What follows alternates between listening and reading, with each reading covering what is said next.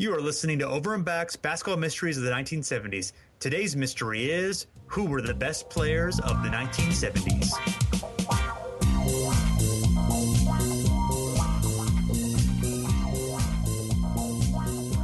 All right, welcome to the show. I am Jason. With me as usual is Rich, and we're here to talk about who were the best players of the 1970s. Before we get into that, we should kind of explain what this series is all about. We are going to talk about the 1970s by looking at a whole lot of different topics, different subjects, different players, some of the best teams, and we're going to approach each show as if it's a mystery that we're solving. We are these basketball detectives who are going to try to figure out the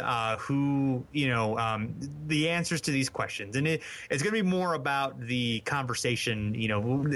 Not every mystery gets solved. So, I'm not sure what our, rate will be as basketball detectives, how effective we will actually be in solving these problems. But, we're here to just share history. Hopefully you'll learn something, dig into some things that you haven't heard about. For us, there's a lot of things here that are new to us or things that we've just kind of barely know about and digging deeper into. So really excited about this series. Yeah, it's going to be great. Yeah, it's going to be a lot of fun. So you've heard, I think a good place to start is like, hey, who are the players who were the best at the 1970s? Some of them are definitely household names, and some of them are, you have to be more of a hardcore fan to, dove deeply into history to really be into these players. Absolutely, yeah. When you talk about the best player, I think the first name that comes to many people's minds, and rightfully so, is Kareem Abdul Jabbar. Lou Alcindor, of course. He, if you use win shares as your metric of choice, which we use from time to time on this show, and Kareem Abdul-Jabbar is your guy. I mean, he 190.8 win shares for the decade, so he's pretty far ahead of the other guys. I'll mention some other guys here in a little bit, but when you look at that historically of Kareem's 190.8, second most win shares accumulated in a single decade. Wilt is number one in the 60s. He had 200.6 win shares, but Kareem's right on his tail. I'll just give you an idea of other guys. Dolph Schayes in the 50s, he was 128.4. Magic Johnson was the win shares leader in the 80s. He had 136.8. Karl Malone was surprisingly your top guy in the 90s at 162.2. Maybe not surprisingly if people follow Karl Malone's career, which, breaking news, Karl Malone was very good. And in the 2000s, Dirk Nowitzki, actually, that surprised me a lot, at 149.4 as the top player of that decade per win shares. Kind of looking again at the 70s, other guys. And just a little bit of a warning, I'm going to do NBA only after this because you're going to go, oh my God, those guys just got a bunch of numbers in the ABA. That doesn't count. That's the lesser league. I'm upset about that. I don't know who you are, but Artis Gilmore at 124.2. He was second to Kareem, so you could see that huge gap between those two. Dan Issel, using win shares, would be third at 118.8. Julius Erving, Dr. J, of course, 115.9. And then Elvin Hayes at 98.4. If we just do NBA only, so let's not look at ABA guys, let's just do NBA. Kareem, of course, still at the top at 190.8. Elvin Hayes at 98.4. Walt Frazier at 97.4. Bob Lanier joins the list at 94.8. And then Wes Unseld at 93.8 there. Jason, anybody there that kind of you go, oh, really? That guy? I didn't expect him to be there. But yeah, I guess I am a little bit surprised at Frazier being so high just because, by the late 70s, he was definitely, a lesser player. He dealt with injuries. He was traded to the Cavs. Mm-hmm. So, he was and certainly an elite player for, the first 5 or 6 years of the decade, but he kind of fell off after that. So to him to be, third among NBA players and 6th overall is pretty impressive. I want to push back on this idea that the ABA was, definitively the lesser league. I mean, agreed. Yeah. By the first 2 or 3 seasons of, the ABA was around, which was 68, 69, and 70 seasons, I would agree. Yeah, it was probably the lesser league, but they were competing for talent, and obviously by the end of once the merger happened and the team started the leagues were integrated and the stars, the former ABA teams were 2 of them won divisions the first season.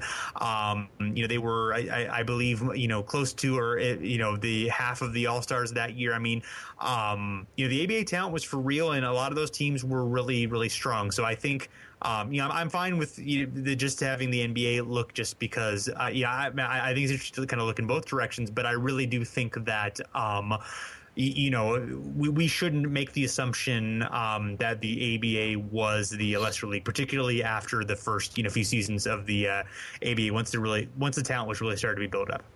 Yeah, absolutely. And yeah, you can make the argument maybe the lesser talent, the end of the bench guys were probably way worse than the end of bench guys, in the NBA. But when you look at the top talent, a lot of those, pretty much every one of those top guys that when they went to the NBA were still very good. Julius Erving, I think, was still pretty good in the NBA. Artis Gilmore, guys like a Dan Issel. We'll talk about a few more other guys as well that when they jumped to the NBA, or when eventually they got merged with the NBA, they all went there and they all pretty much did pretty damn good. And let's not forget, they had Rick Barry for a few years too, and he was one of the best guys in the NBA at that point. So yeah, the idea that it's totally a lesser league, I think is just not fair at all. Again, the guys that didn't play, there's probably guys in there that the second the merger happened, they went back to whatever factory job they had or whatnot. But yeah, when you talk about the elite level talent, there are some really awesome players in the ABA that competed against each other on a nightly basis. So yeah, this idea that Artis Gilmore was just playing against children is just not fair at all.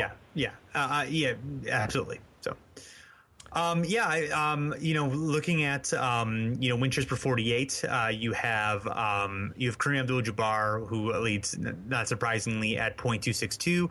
Then a couple guys who were part of the 70s, only the early part of the decade. Jerry West, 0.214, only spent 70 through 74 in the ABA, and then Wilt Chamberlain, 0.211. Which he retired in 73. Tried to go to the ABA, but that didn't work out. We're going to have more on that in a future episode.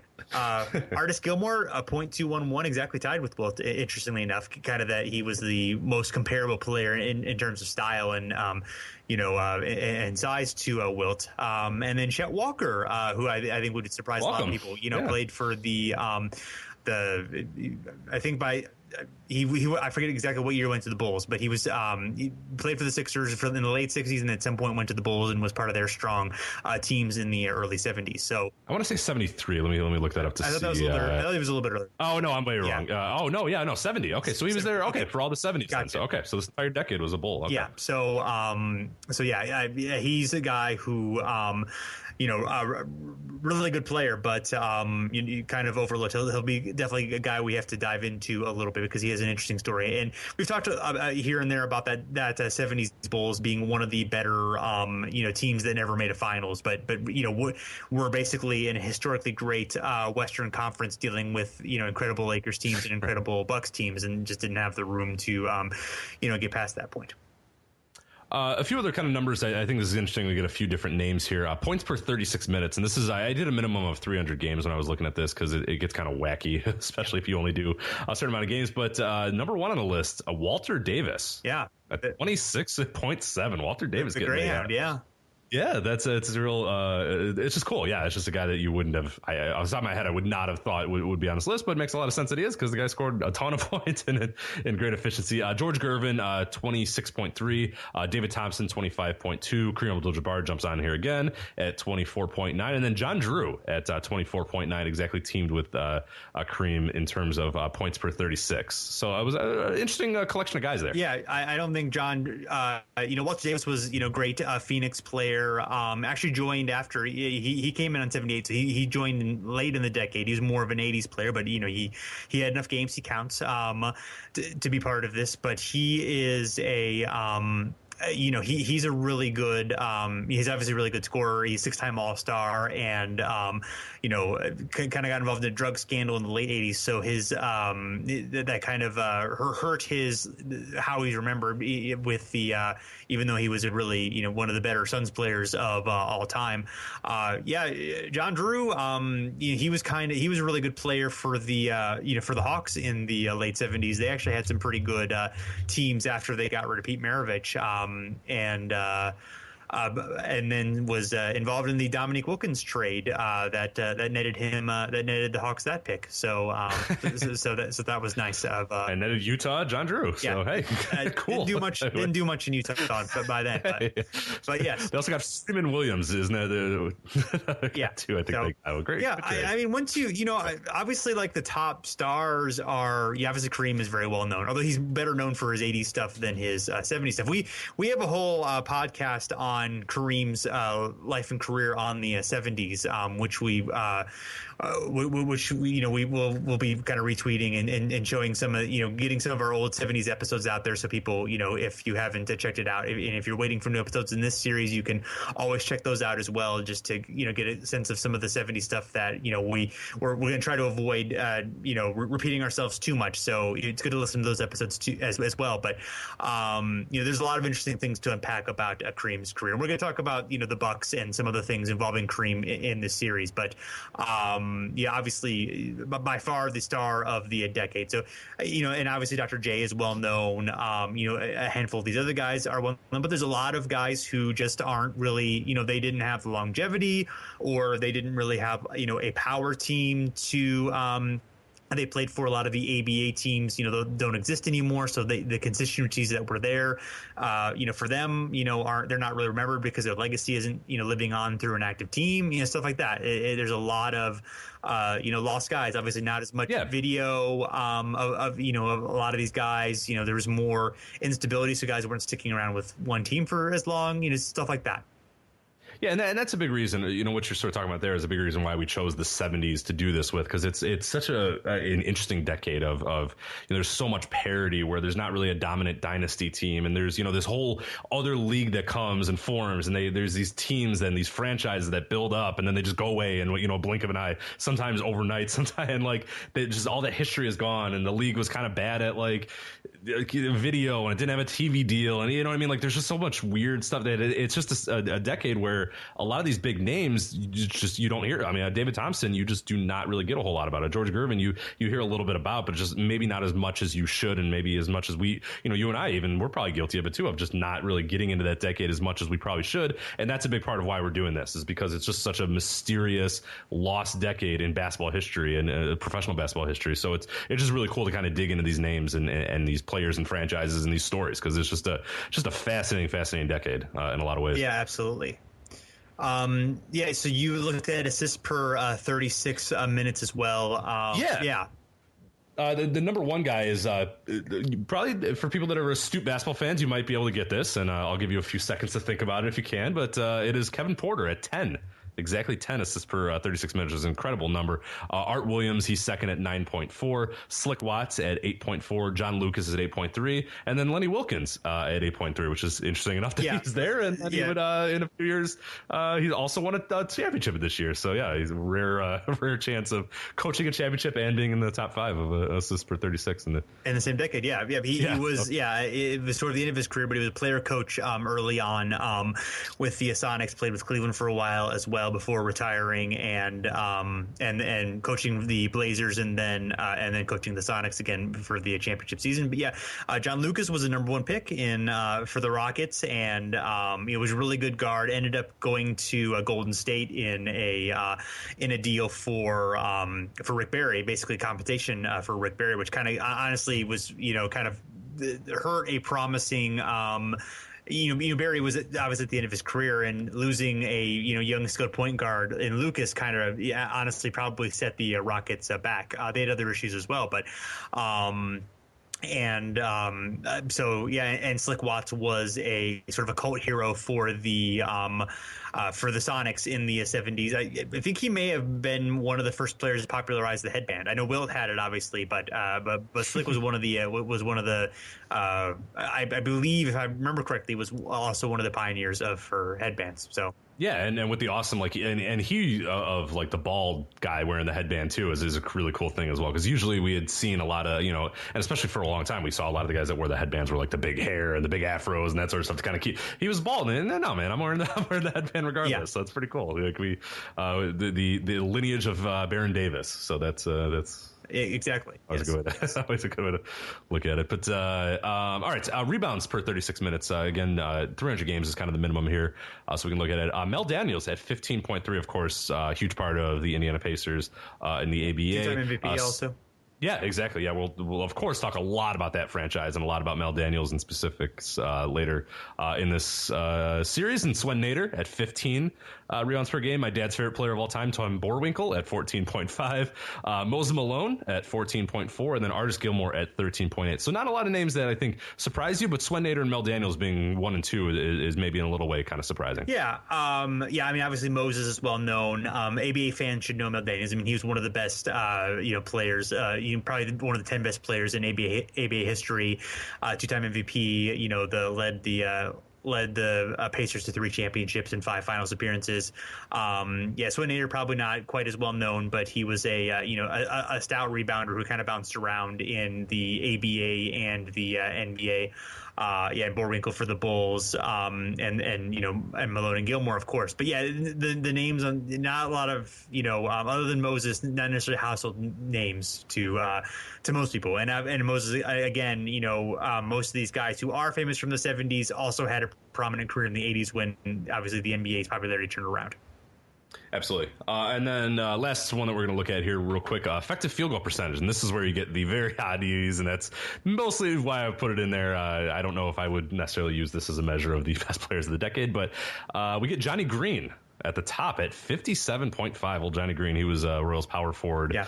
And I think his career was winding down, I believe. Yeah, he was I think we found out that he was the first player to actually last to age 38 in the NBA. So yeah, he managed to be was a great was an efficient shooter at least. And he was a smaller guy too, but he was a forward. It wasn't like he was a big man just shooting at the basket. I mean, he was making shots presumably from at least some range, because obviously if he's a forward, he's not going to be he's not going to be camped out right underneath the basket all the time. So yeah, he's sort of an interesting one, even though really he's kind of part of the early part of the decade, mostly a 60s player.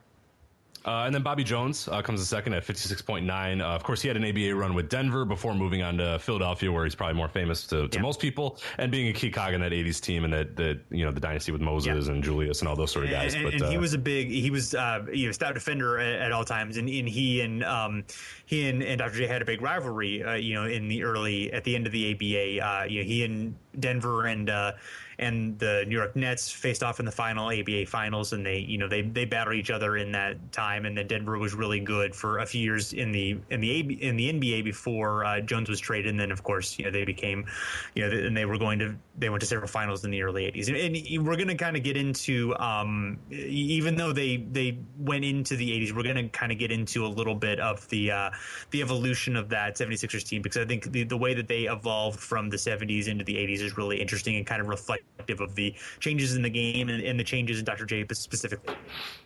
Yeah, and then the next two guys are probably not very big surprises if you're familiar with effective field goal percentage and familiar with the 70s as well. Artis Gilmore at .558 effective field goal percentage, and then Kareem Abdul-Jabbar just behind him at .555. So those are two guys, of course, close to the rim, scorers, the elite scorers, the elite big men of the 70s, with Artis doing a lot of the work in the ABA and then, transferring that over to the NBA as well. And then Kareem just being, Kareem. So it's, towards later. And then the final name on this effective field goal top 5, and I think quickly rising up one of my favorite players of all time, Goo Kennedy. Yes, indeed. At .548. He played for the Dallas Chaparrals, the San Antonio Spurs, the Spirits of St. Louis, the Utah Stars, and Houston in the ABA. So he bounced around a little bit, old Goo Kennedy, but hey.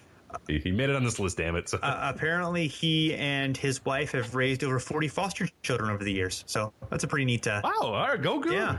So, I honestly don't know much about Goo Kennedy other than his name's popped up here and there when looking at results and looking at things. But as far as learning much about him personally, we haven't gotten there yet. So we'll see if we it's a great name. So so we'll see. It's Eugene, by the way, in case people are curious. Eugene Goo Kennedy. So his birth name is not Goo, but I don't know how he got to Goo. Yeah. I don't. It happens. That's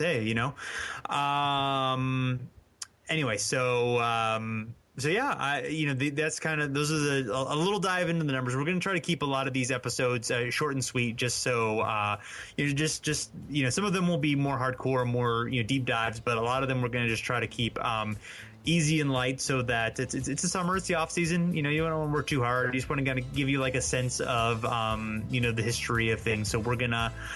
We got a lot of things planned. We got a lot of mysteries to discover, hopefully solve, and at least investigate. So yeah, everyone can check us out at we're on Twitter and Facebook at Over and Back NBA. You can find our podcast home at hardwoodperoxism.com. We are on iTunes and Stitcher, so if you use those services, please give us a rating and review. It helps other people find us, and it makes us feel good about ourselves. So,